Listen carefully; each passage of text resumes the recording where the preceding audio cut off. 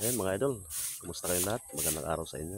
Ngayong araw, nagpunta tayo sa isang farm at bumili tayo ng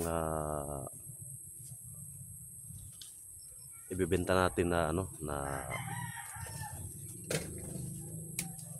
karne sa karning pork sa linggo. Hindi ko na na-video kanina yung makikipag-usap ko dun sa may-ari kasi syempre ano rin yun, private na farm. So bumili tayo ng isang piraso ng baboy at yun ang ilalagay natin sa bago kong ginawa na kulungan. Parang dito ko lang sa kulungan ng baboy.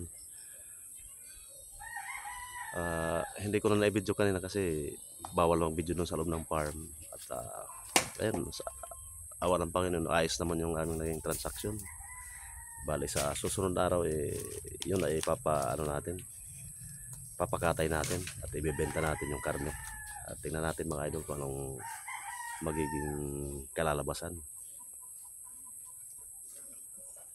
So ito mga idol, papakita ko sa inyo yung nabili kong baboy at saka yung bago niyang kulungan. Ayan mga idol, ayan pinagawa ko, baga temporary lang yan na kulungan ng baboy.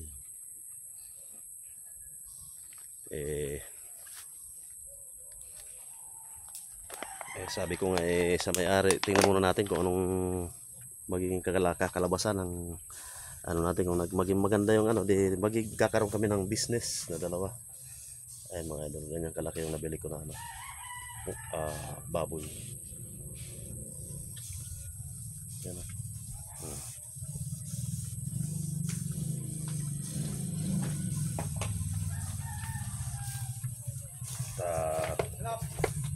kailangan ko palang to paliguan kasi na-stress to kanina sa biyahe. Yung ulo boy, yung ulo yan.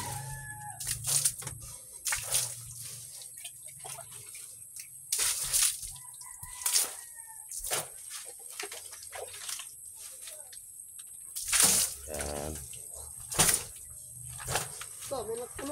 Mamaya kailangan natin pakainin yan mamaya para hindi siya gutumin. Shoutout mo yung win. Ito yung aking mga boys. Yan. Mga palakpak boys.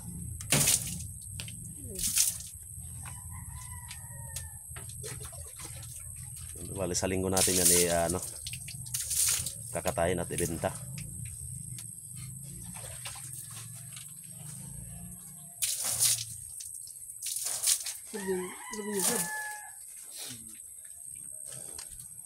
No, stop down.